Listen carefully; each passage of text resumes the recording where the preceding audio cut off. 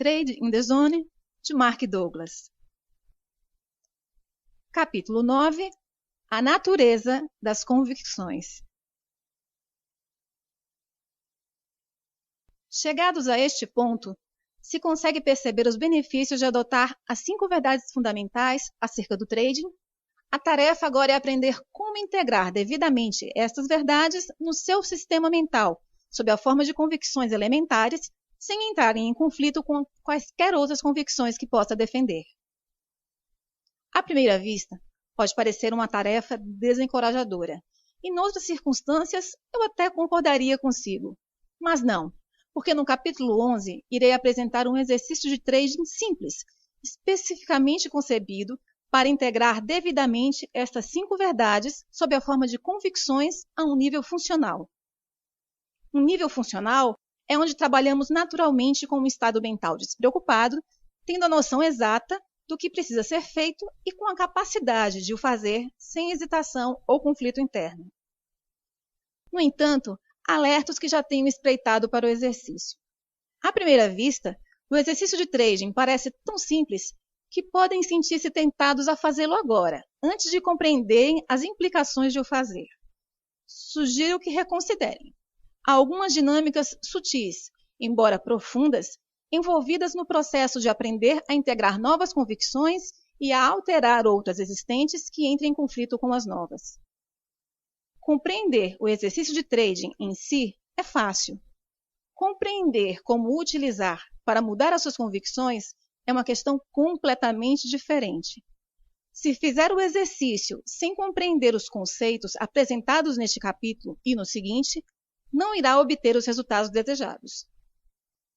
Também é importante que não dê por adquirido o esforço mental que terá de despender para aceitar totalmente esses princípios de sucesso, independentemente se os compreende bem ou não.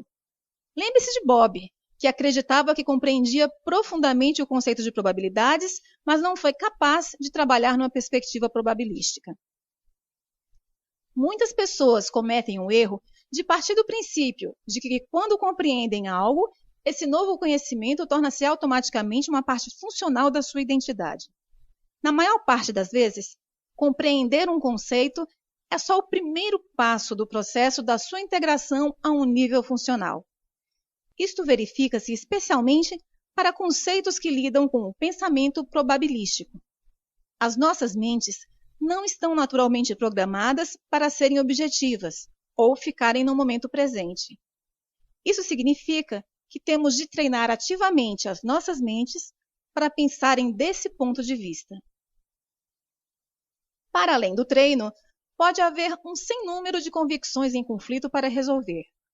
As convicções em conflito terão o efeito de sabotar as melhores intenções para trabalhar com um estado mental objetivo ou para experimentar o fluxo de oportunidades do momento presente. Por exemplo, suponhamos que passou anos a aprender a ler os mercados, ou gastou muito dinheiro a desenvolver ou a comprar sistemas técnicos, só para conseguir descobrir o que acontecerá a seguir. Agora, chegou à conclusão de que não precisa de saber o que vai acontecer a seguir, e que, ao fazê-lo, está a limitar a sua aptidão para ser objetivo ou se focar no momento. O que temos é um conflito direto entre a convicção antiga de que precisa de saber o que vai acontecer a seguir para ser bem-sucedido e o novo entendimento de que não tem de o saber. Ora, irá o seu novo entendimento neutralizar subitamente todo o tempo, dinheiro e energia despendidos a reforçar a convicção de que precisa de saber? Quem dera fosse assim tão fácil. Para alguns sortudos pode ser. Se lembrar do capítulo 4, quando falei sobre a distância psicológica do código de software, eu disse que alguns traders podem já estar tão perto dessas novas perspectivas que tudo o que precisam é de reunir algumas das peças que faltam para criar uma experiência do tipo que altere o estado mental. No entanto, com base na minha experiência de trabalho com mais de 1000 traders, posso dizer que a maioria não está próximo desse estado mental. Para esses, pode ser preciso um considerável trabalho mental, além de muito tempo, para integrar devidamente os seus novos entendimentos sobre o trading nos seus ambientes mentais. A boa notícia é que, no final, o exercício no capítulo 11 irá estabelecer as 5 verdades fundamentais e resolver muitos dos conflitos potenciais, mas apenas se soubermos exatamente o que estamos a fazer e por que o estamos a fazer. Este é o assunto deste capítulo e do seguinte. As origens de uma convicção. O que podemos aprender sobre a natureza das convicções e como podemos usar esse conhecimento para criar uma atitude mental que estimule o nosso desejo de sermos traders consistentemente bem-sucedidos? Estas são 2 das questões em que me irei concentrar em responder neste capítulo. Primeiro, olhemos para a origem das nossas convicções. Como se recorda, as memórias, as características e as convicções existem sob a forma de energia, especificamente energia estruturada. Anteriormente, reuni essas 3 componentes mentais para ilustrar. 1. Que as memórias, as características e as convicções não existem como matéria física. 2. Que a relação causa-efeito que existe entre nós e o meio exterior concebe esses elementos. E 3. Como a relação causa-efeito se inverte de modo que possamos perceber no ambiente externo o que aprendemos. Para chegar à origem das nossas convicções, vamos ter de separar essas componentes para ilustrar a diferença entre uma memória e uma convicção. A melhor maneira de o fazer é imaginarmos-nos na mente de uma criança. Eu diria que no início da vida de uma criança, as memórias das suas experiências existem na sua forma mais pura. Com isto, quero dizer que as memórias do que ela viu, ouviu, cheirou, tocou ou provou existem na sua mente como informação sensitiva, pura, que não está organizada ou associada a quaisquer palavras ou conceitos específicos. Por conseguinte, vou definir uma memória pura como informação sensitiva armazenada na sua forma original. Uma convicção, por outro lado, é uma persuasão íntima acerca da natureza e da forma como o ambiente externo se manifesta.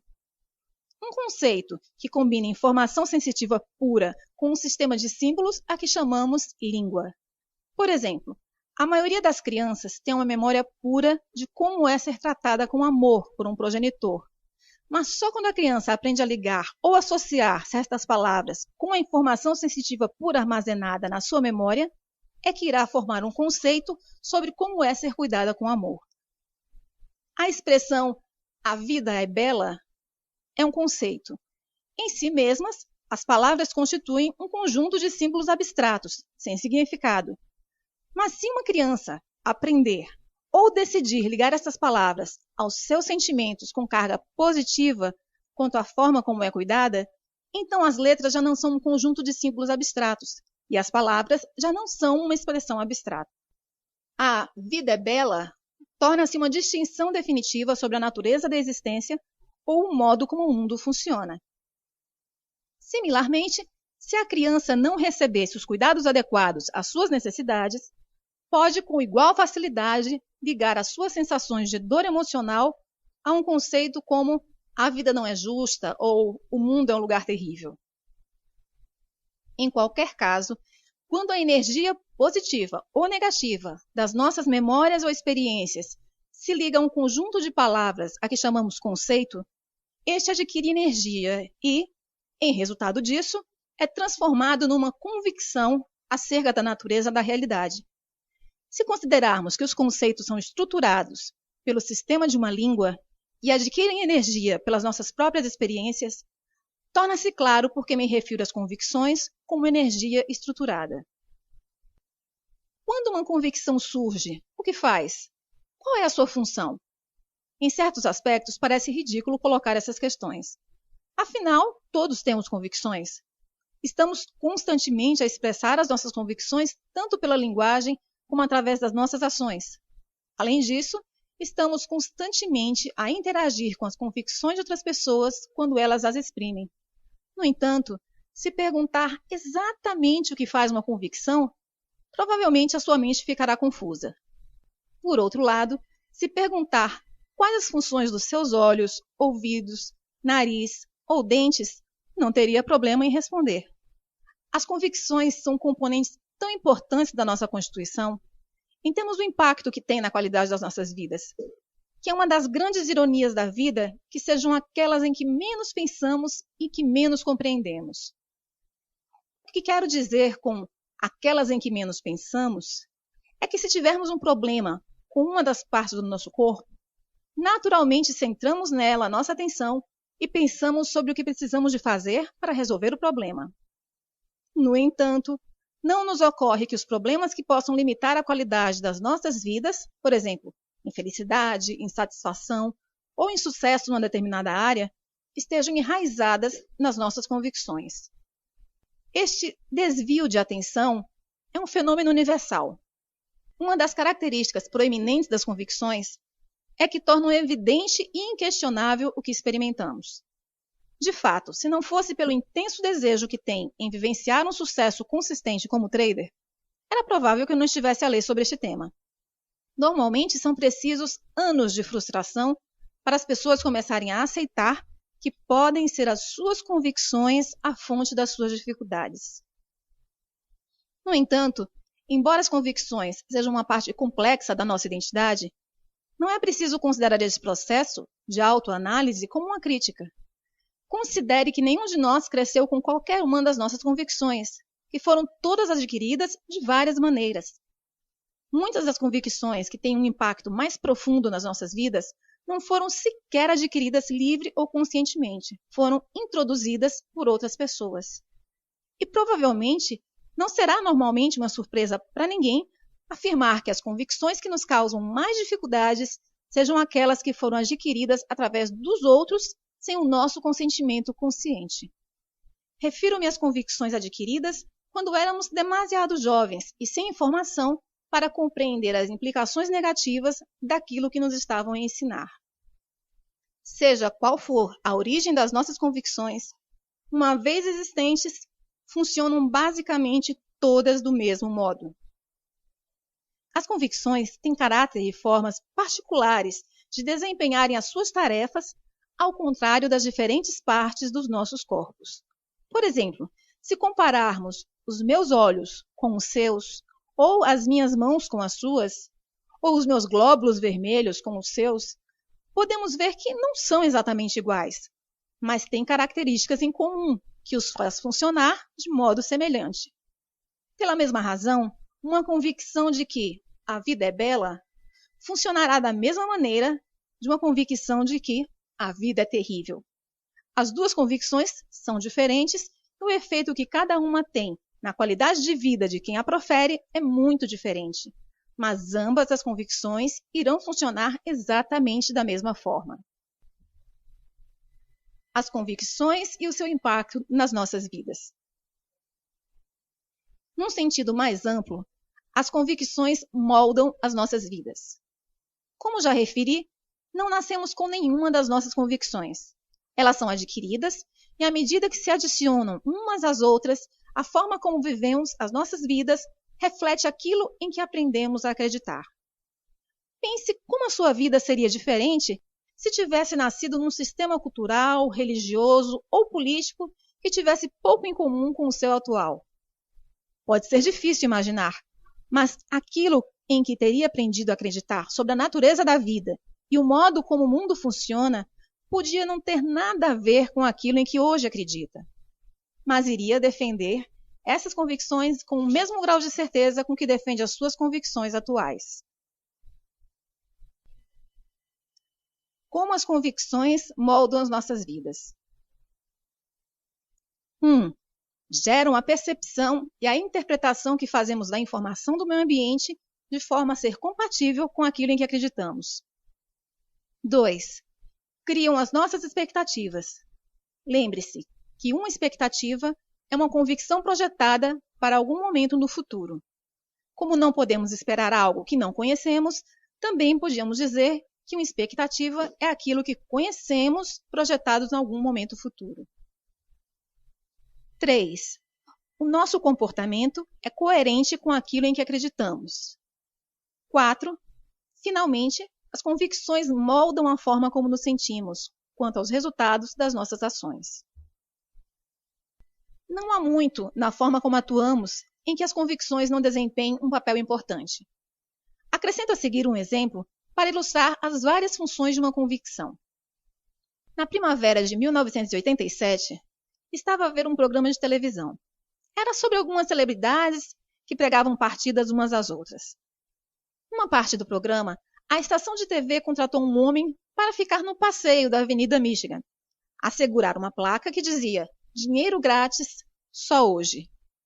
Para quem não conhece Chicago, a Avenida Michigan alberga muitos armazéns e lojas da moda. A estação de TV deu ao homem uma quantia considerável em numerário, com instruções para dar o dinheiro a quem o pedisse. Ora, se considerarmos que a Avenida Michigan é uma das zonas mais movimentadas da cidade, e se partirmos do princípio de que a maioria das pessoas que passaram pelo homem na rua conseguia ler a placa, quantas pessoas pensa que aceitaram a oferta e pediram dinheiro? De todas as pessoas que passaram e leram a placa, só uma parou e disse: "Fantástico! Pode dar-me 25 centavos para comprar um bilhete de ônibus?" Fora isso, ninguém sequer se aproximou do homem. O homem acabou por ficar frustrado, porque as pessoas não estavam a reagir como ele esperava. Anunciou o seu propósito mais alto: "Alguém quer dinheiro? Tenho dinheiro para dar. Ajudem-me a livrar-me dele." Todas as pessoas continuaram o seu caminho como se ele não existisse. De fato, reparei que algumas pessoas se desviaram mesmo do seu caminho para o evitar. Quando um homem de terno e gravata se aproximou, dirigiu-se a ele e disse: "Quer algum dinheiro?" O homem respondeu: "Hoje não." Frustrado, retorquiu: "Quantas vezes acontece isto? Importa-se de aceitar o meu dinheiro?" Enquanto tentava entregar ao homem algum dinheiro. O homem respondeu com um brusco "não" e continuou a andar. O que passa? Por que é que ninguém, exceto a pessoa que precisava do bilhete de ônibus, pediu dinheiro? Se considerarmos que a maioria dos transeuntes podia ler a placa, mas mesmo assim não fazia o mínimo esforço para ir buscar o dinheiro, podemos pensar que não se interessavam por dinheiro. No entanto, isso é extremamente improvável, considerando o quanto das nossas vidas dedicamos à procura de dinheiro. Se estamos de acordo que as pessoas conseguiam ler a placa e que o dinheiro é importante para elas, então o que as teria impedido de pedirem uma parte para si? O ambiente estava a disponibilizar uma experiência que a maioria das pessoas teria adorado: alguém a dar dinheiro sem quaisquer condições associadas. Mas o fato é que ninguém prestava atenção. Podem não ter percebido o que estava disponível. Isso é difícil, porque a placa dizia claramente "dinheiro grátis, só hoje". No entanto, não é difícil perceber se considerarmos que a maioria das pessoas tem a convicção arraigada, um conceito muito forte sobre a forma como o mundo funciona, de que dinheiro grátis não existe. Se o dinheiro grátis realmente não existe, então como é que solucionamos a contradição óbvia entre essa convicção e a placa dizer que existe? É fácil. Simplesmente decidimos que o homem com a placa é maluco. Que mais poderia justificar um comportamento tão estranho se de fato o dinheiro grátis não existe? O processo de raciocínio que explicaria a contradição podia ser algo semelhante a isso. Toda a gente sabe que é raro obtermos dinheiro sem condições associadas, e muito menos de um estranho numa das ruas mais movimentadas da cidade. De fato, se o homem estivesse realmente a distribuir dinheiro, já estaria cercado pela multidão. Podia até colocar a sua vida em perigo. Deve ser maluco. É melhor afastar-me dele. Quem sabe o que poderá fazer? Repare que cada componente do processo de pensamento descrito é coerente com a convicção de que o dinheiro grátis não existe. 1. As palavras dinheiro grátis não foram percebidas nem interpretadas tal como se pretendia. 2. Decidir que a pessoa com a placa tinha de ser maluca criou uma expectativa de perigo, ou pelo menos uma percepção de que se justificava ter cuidado. 3. Mudar intencionalmente o caminho para evitar contato com a pessoa com a placa é uma ação que é coerente com a expectativa de perigo. 4. Como é que cada pessoa se sentiu com o desfecho? É difícil dizer sem conhecer cada pessoa individualmente, mas uma boa hipótese seria que se sentiram aliviados por terem conseguido evitar um encontro com uma pessoa maluca. A sensação de alívio que resultou de evitar um encontro com um estranho é um estado mental. Lembre-se que o modo como nos sentimos, o grau relativo de energia com carga positiva ou negativa que flui através dos nossos corpos e mentes, é para nós a verdade absoluta. No entanto, as convicções que despertam em qualquer estado mental particular podem não ser a verdade relativamente às possibilidades disponíveis no ambiente. A sensação de alívio não é o único resultado nessa situação. Imagine como teria sido diferente a experiência se os transeuntes tivessem acreditado que existe dinheiro grátis. O processo descrito acima seria o mesmo, só que iria fazer com que a convicção de que existe dinheiro grátis parecesse evidente e inquestionável, tal como a convicção de que não existe dinheiro grátis parecesse evidente e inquestionável. Um bom exemplo seria o da pessoa que disse: "Fantástico, pode me dar 25 centavos para comprar um bilhete de ônibus?" Quando vi isto, tive a impressão de que esta pessoa seria provavelmente um pedinte e que poderia ter pedido a outra qualquer pessoa 25 centavos. Um pedinte é alguém que acredita absolutamente na existência de dinheiro grátis.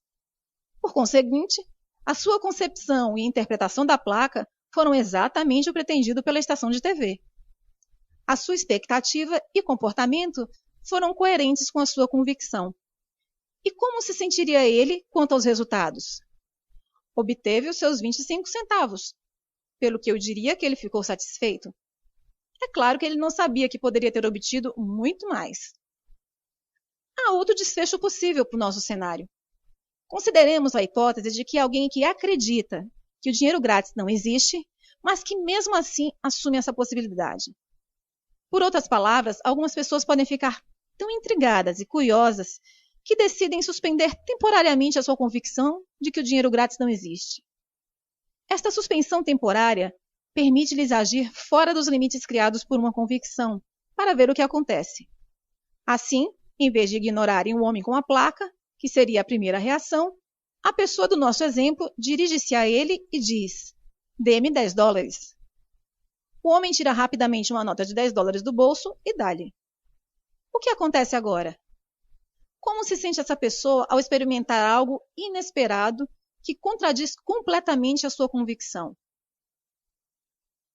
Para a maioria das pessoas, a convicção de que o dinheiro grátis não existe é adquirida através de circunstâncias desagradáveis, para o dizer de forma moderada.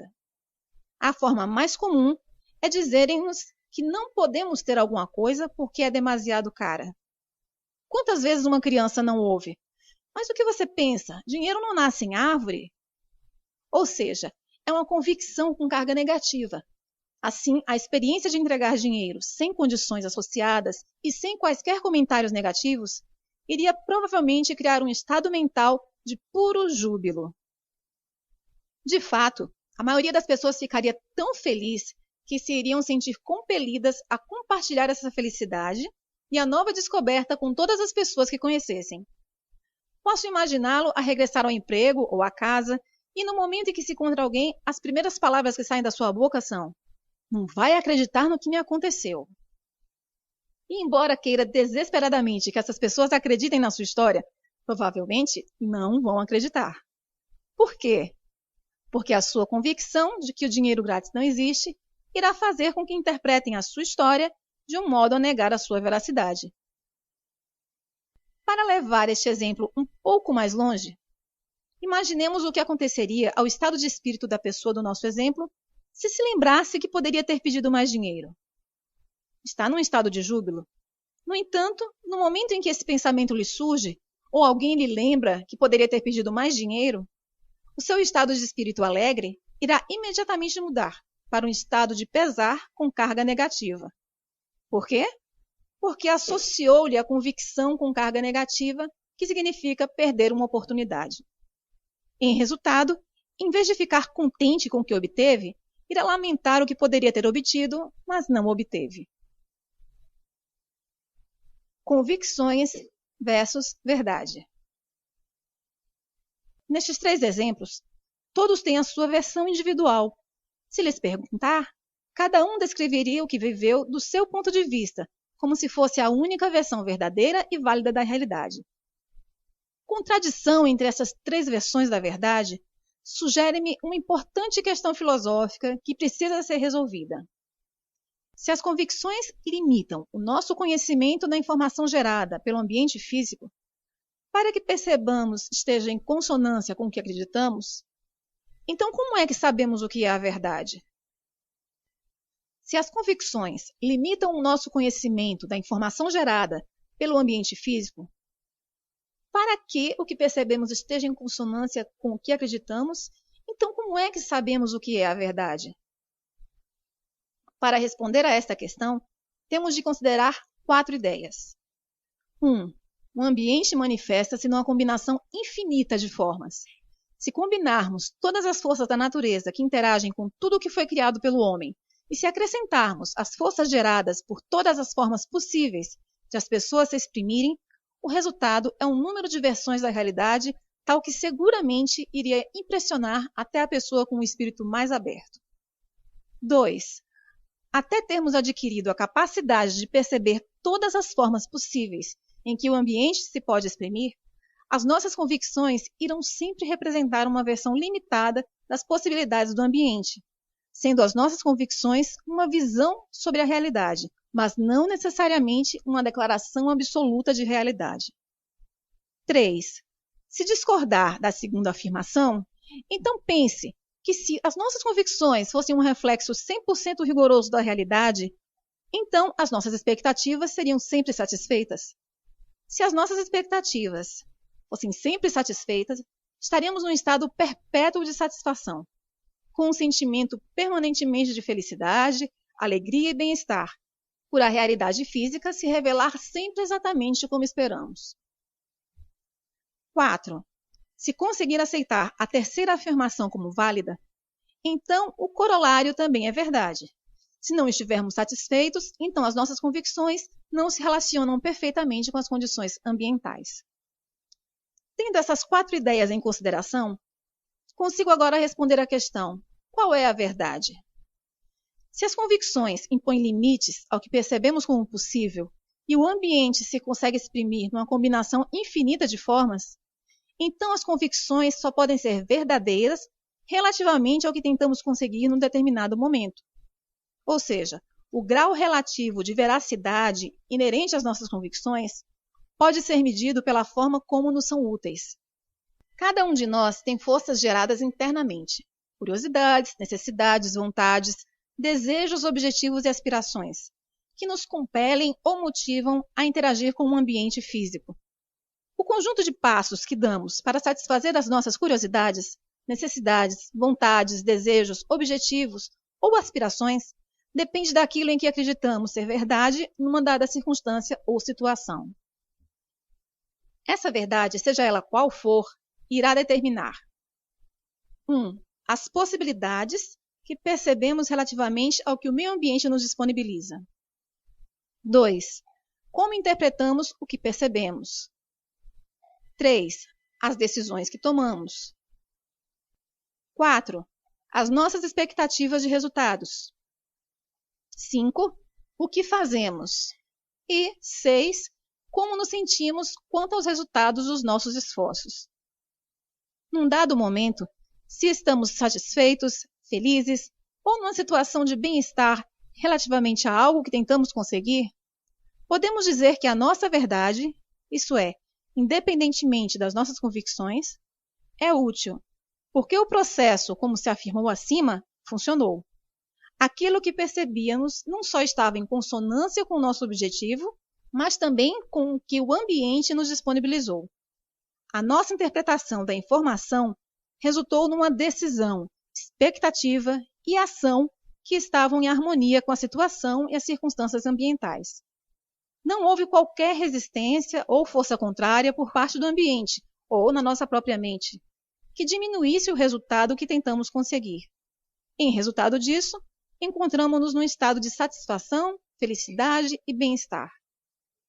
Por outro lado, se nos encontramos num estado de insatisfação, desilusão, frustração, confusão, desespero, pesar ou falta de esperança, podemos dizer que, relativamente à situação e circunstâncias ambientais, as nossas convicções não funcionam bem, ou nem sequer funcionam, e, por conseguinte, não são úteis. Simplificando, a verdade depende do que funciona em relação àquilo que tentamos conseguir num dado momento.